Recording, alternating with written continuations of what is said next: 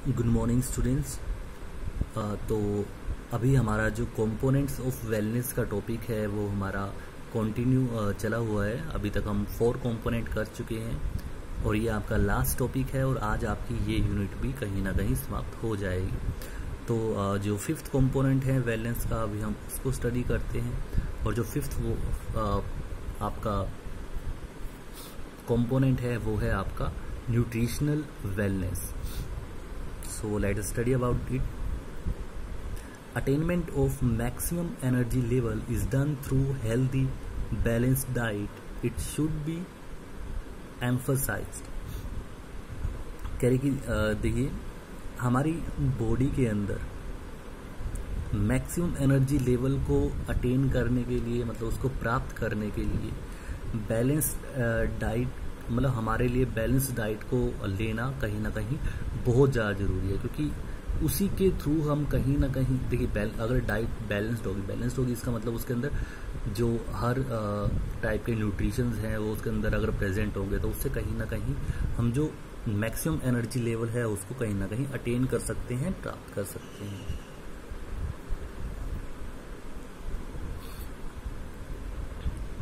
In order to achieve it, one should avoid fatty food in this diet and consume raw fruits such as vegetables as much as he can। भाई कह रहे कि अगर किसी को ये energy level कहीं ना कहीं अटेन करना है, प्राप्त करना है, तो उसके लिए उसे जो खाने के अंदर फैटी फूड्स हैं मतलब कि जिनसे फैट इंक्रीज होता है उनको कहीं ना कहीं अवॉइड करना चाहिए अपनी डाइट के अंदर। और जो रो फ्रूट्स हैं मतलब कहीं ना कहीं कच्चे फल को और जो वेजिटेबल्स हैं उनको कहीं ना कहीं हरी सब्जियों की बात कर रहे हैं और वो भी कच्ची, उनको ज़्यादा से ज़्यादा मात्रा में खाना चाहिए जितना वो खा सकता है। Fried food, fast food and junk food should be totally avoided. साथ साथ कह रहा है कि जो तला हुआ खाना है, फास्ट फूड है और जंक फूड है उनको पूरे मतलब कम्प्लीटली अवॉइड करना चाहिए, ये नहीं कि थोड़ा बहुत भी, बिल्कुल कम्प्लीटली अवॉइड करना चाहिए। Sugar free liquid should be consumed in plenty. और जो कह रहा है कि शुगर फ्री लिक्विड है उसको जितनी ज़्यादा अधिक मात्रा में वो कंज्यूम कर सकता है, पी सकता है, वो उसको पीना चाहिए। नेक्स्ट कंपोनेंट है फाइनेंशियल वेलनेस। सो क्या है फाइनेंशियल वेलनेस, इसके बारे में हम स्टडी करते हैं।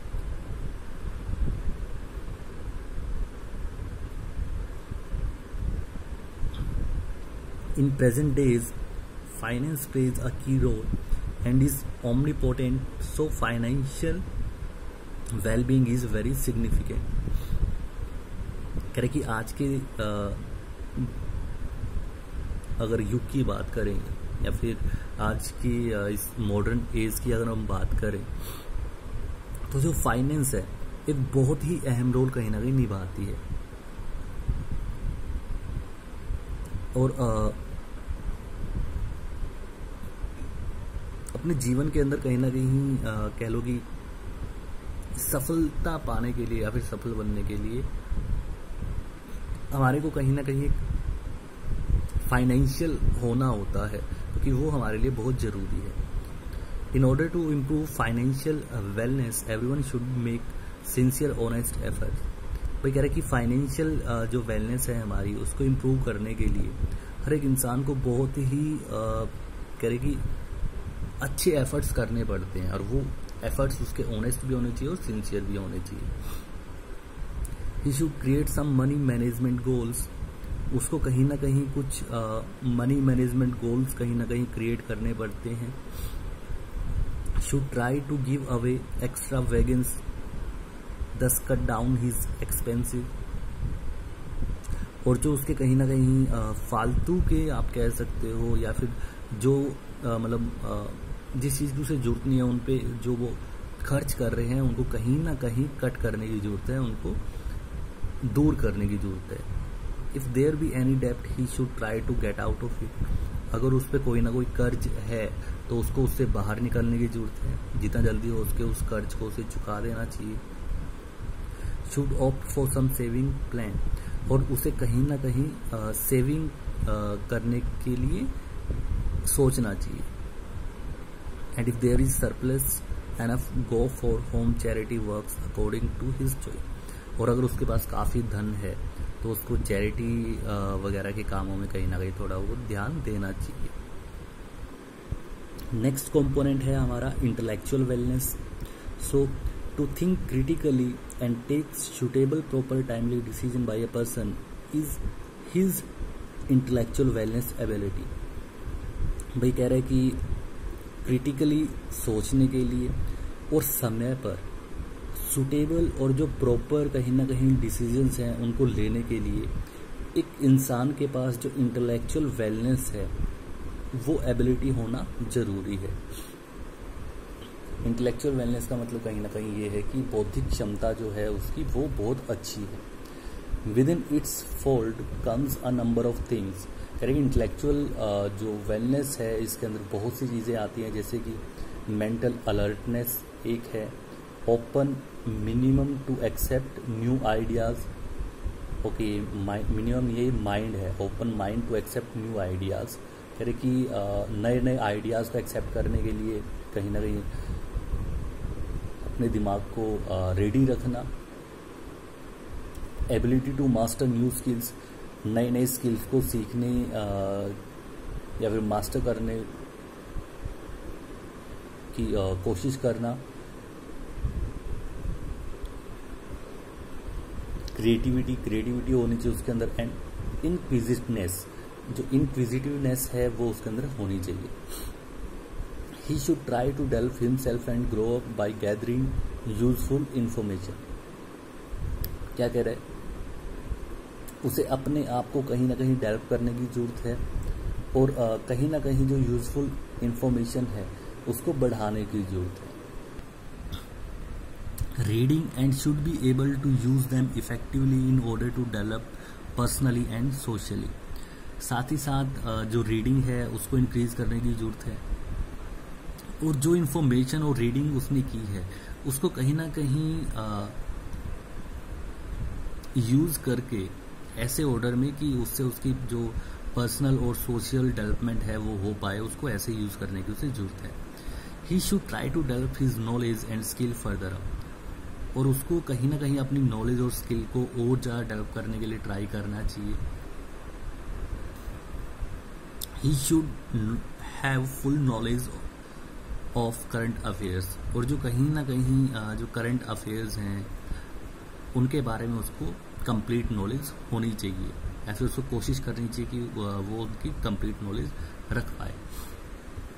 नेक्स्ट एंड लास्ट कंपोनेंट है जो हमारा वो है एनवायरमेंटल वेलनेस। तो एनवायरमेंटल वेलनेस के अंदर क्या है, it is also significant component of wellness. मतलब ये भी हमारा वेलनेस का एक बहुत ही सिग्निफिकेंट कंपोनेंट है, एक अहम कंपोनेंट है। For this one should be aware of the state of earth, और इसके बारे में जानने के लिए एक इंसान को कहीं ना कहीं जो अर्थ की स्थिति है इस समय पर, हमारी धरती की स्थिति है, उसके बारे में उसको जानकारी होनी चाहिए। We should also be aware of our impact on physical environment. हमें ये पता होना चाहिए कि जो हमारे आसपास का एनवायरनमेंट है उसके ऊपर हमारा मतलब हमारी वजह से उसके ऊपर क्या फ़र्क पड़ता है, क्या इफेक्ट पड़ता है। How human grid and development is harming it day by day. कैसे जो हमारा मतलब कि जो इंसान का लालच है और जो डेवलपमेंट करना चाह रहा है उससे हर मतलब डे बाई डे कितना नुकसान धरती को हो रहा है। Therefore, it should also be emphasized to check the cause of harms to physical environment। तो इसीलिए हमें कहीं ना कहीं ये जो नुकसान हो रहा है, ये जो हार्म हो रहा है एनवायरनमेंट को, तो उसको कहीं ना कहीं देखने की ज़रूरत है, फिर उसके बारे में उपाय करने की ज़रूरत है कि जिससे उसको हम कम कर सकें।